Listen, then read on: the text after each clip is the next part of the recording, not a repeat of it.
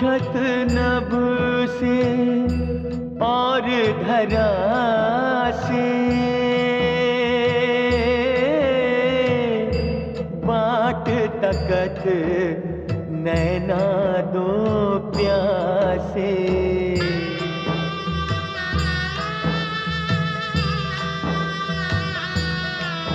हो एक ही आशा साँझ सकारे, कब आए हैं प्रभु राम हमारे, कब आए हैं प्रभु राम हमारे।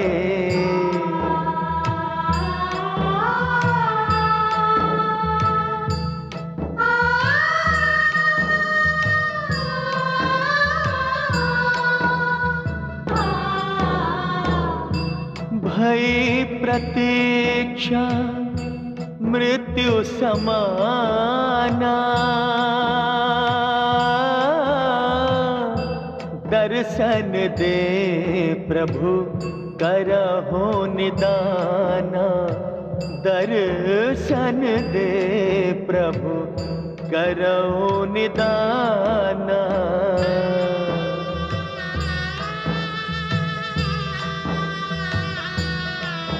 हो छट गए शबरी सब अंधियारे,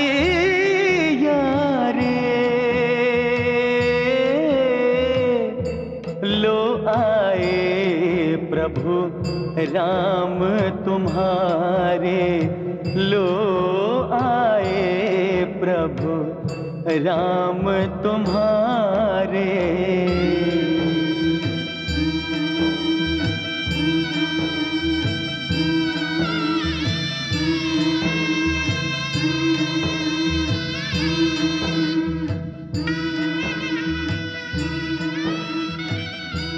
माता। राम, आ गए मेरे राम? हाँ माता, मैं ही हूँ रघुवंशी राम।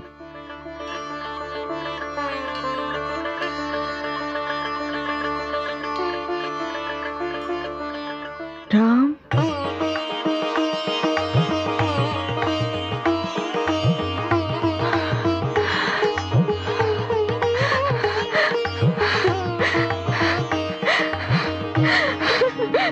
नहीं माता, इसकी आवश्यकता नहीं है। किंतु आपने ये कैसे जान लिया कि मैं ही राम हूं?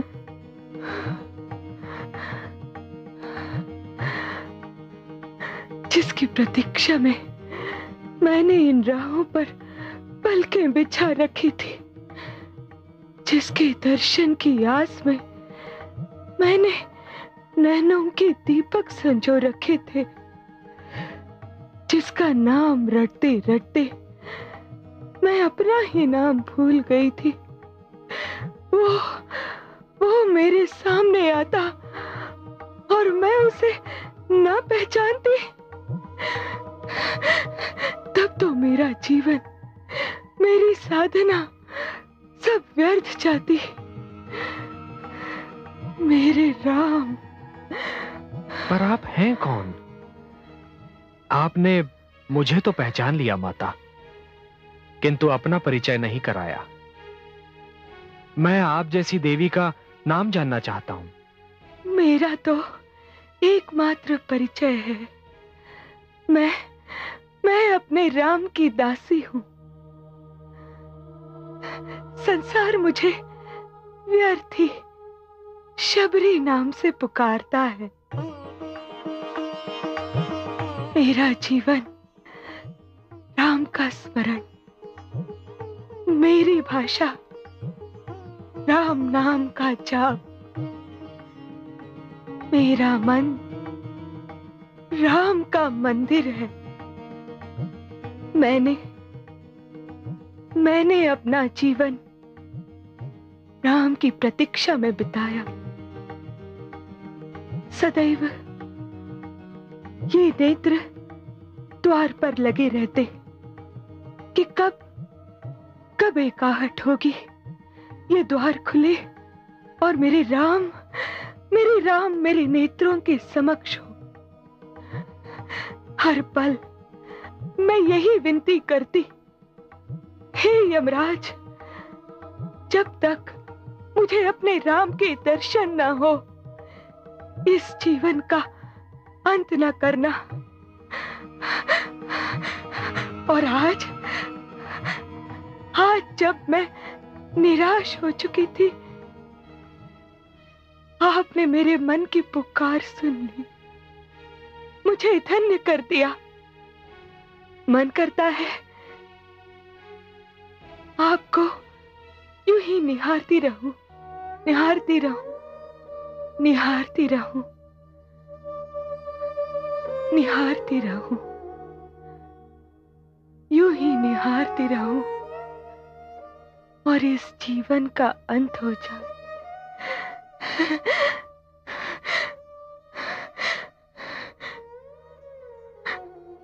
अरे, मैं भी कैसी बावरी हूं, अपने राम को सामने देखकर ऐसी सुध बिसराई कि उनसे कुटिया में आने और विश्राम करने को कहना ही भूल गई।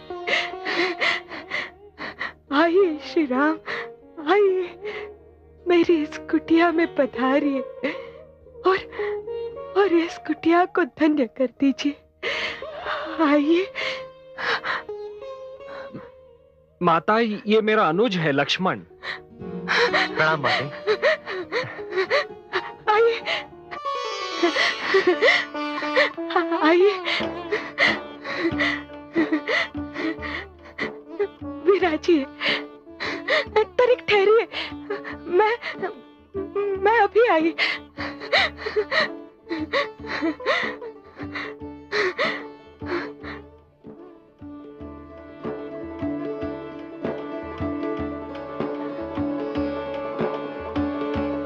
कैसे बिठाऊं अपने राम को? इस कुटिया में कोई ढंग की वस्तु भी तो नहीं है। मुझे क्या पता था कि अब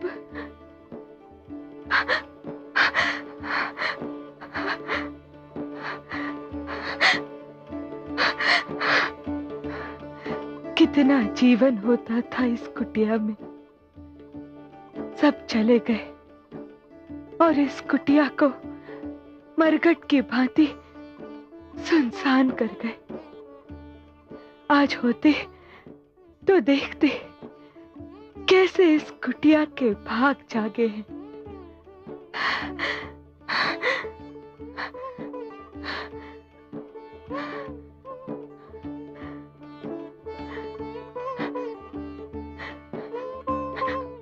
विराजिए, विराजिए। माता, ये आप किसकी बात कर रही हैं? ऋषि मतंग के शिष्यों की, उन ऋषियों की जो कभी यहाँ रहते थे। तो वो कहाँ चले गए माता? क्या बताऊं, बड़ी दुख भरी कहानी है।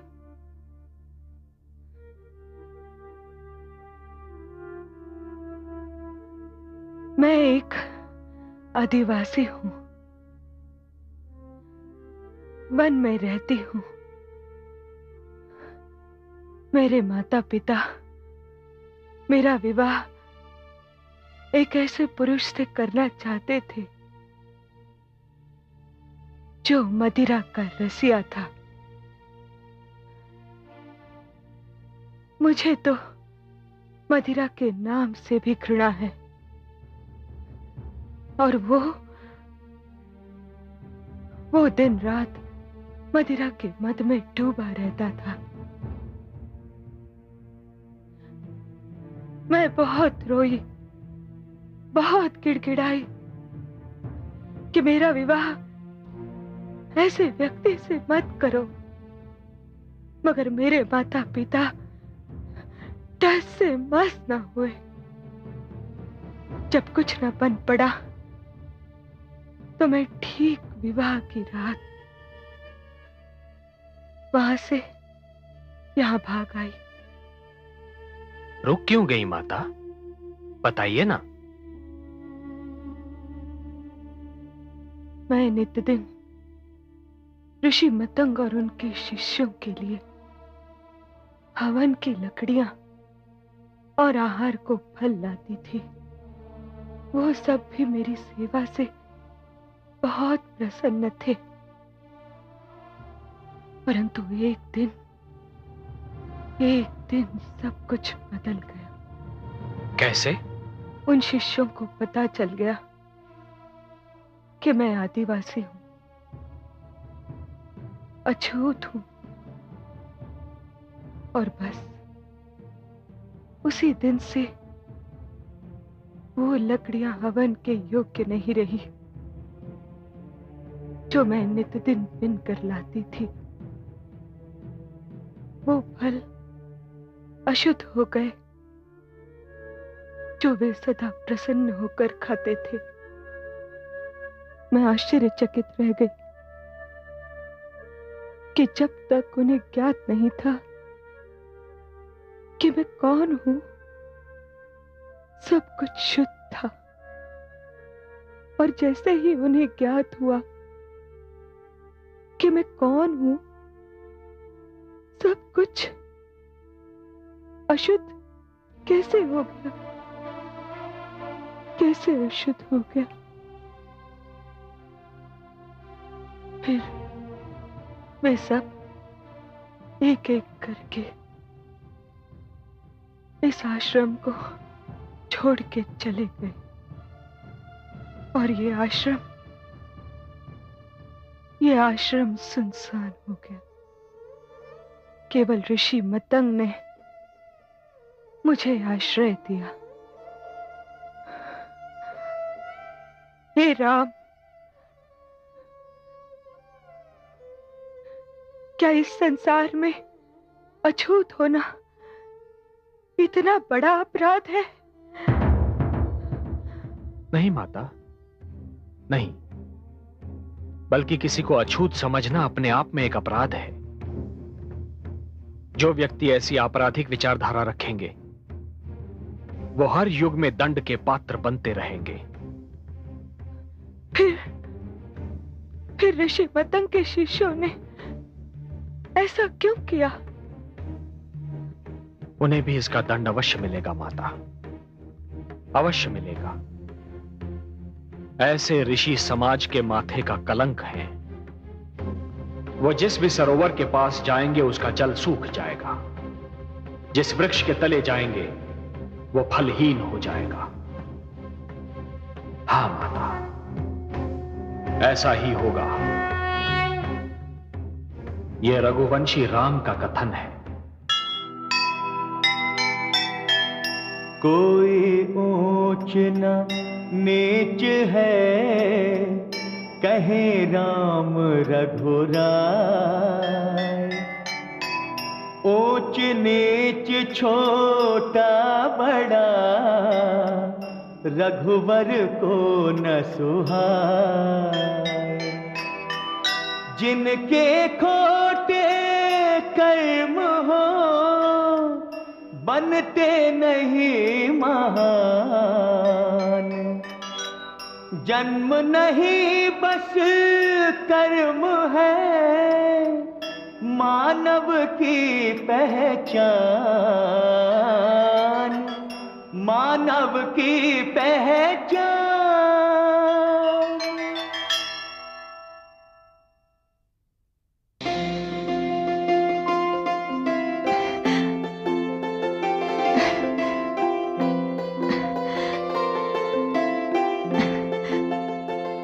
मैं ये बेर चुनकर लाई हूं, खा लीजिए। मुझे तनिक भी भूख नहीं है माता, किंतु आपका आग्रह है इसलिए खाऊंगा। आप ही के हाथों से खाऊंगा। वहां नहीं माता, यहां बैठिए, बैठिए।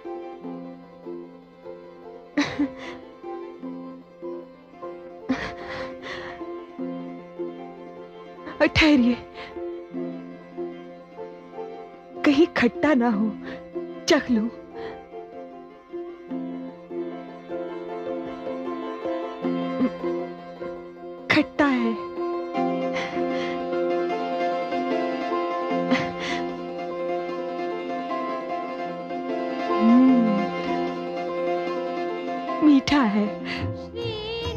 बहुत मीठा है।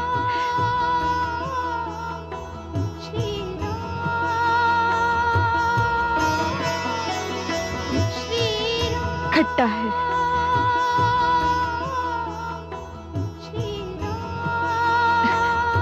लो।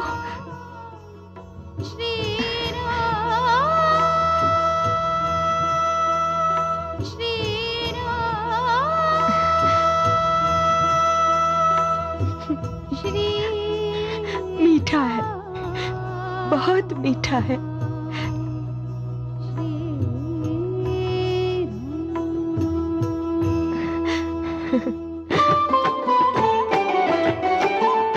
प्रेम दृष्टि भरे भाव अनूठे, शबरी बेर खिलावत झूठे।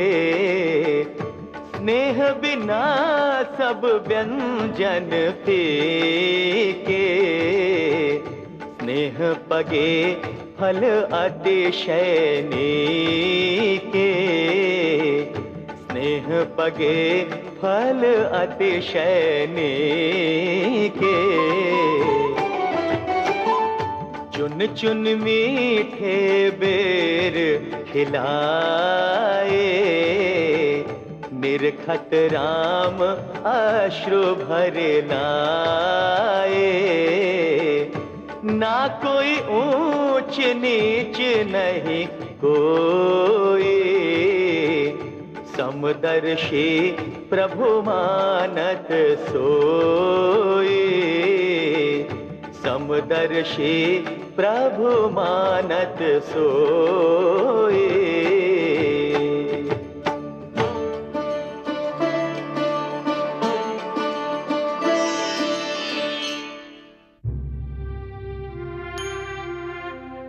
हमें क्षमा कर दे देवी, हमें क्षमा कर दे, नहीं तो हम भूख प्यास से तड़प तड़प के मर जाएंगे। हे राम, ये वही ऋषि हैं जो इस आश्रम में रहते थे। फिर तो इनका यही दंड है और इन्हें यह दंड भोगना ही होगा। हम क्षमा याचना करते हैं श्री राम। मैं कौन होता हूं आपको क्षमा करने वाला? यदि क्षमा मांगनी ही है तो इस माता से मांगिए, जिन्हें अछूत कहकर आपने अपमानित किया था। देवी, हम लज्जित हैं, हमें क्षमा कर दो। हाँ हाँ, हमें क्षमा कर दो। यदि मेरे क्षमा करने से आप सबका संकट दूर होता है तो मैं आप सबको हृदय से क्षमा करती हूँ। धन्य हो देवी, धन्य हो। इस बात का सदैव ध्यान रहे कि मनुष्य उच्च या नीच केवल अपने कर्मों से होता है, अपने जन्म से नहीं। ये देवी उच्च हैं क्योंकि इनके कर्म महान हैं। यदि आपने इनसे क्षमा याचना नहीं की होती और इन्होंने आपको क्षमा नहीं किया होता तो अपने उस नीच कर्म के कारण आप सब सदैव नीच ही रहते। अब जाइए यहां से।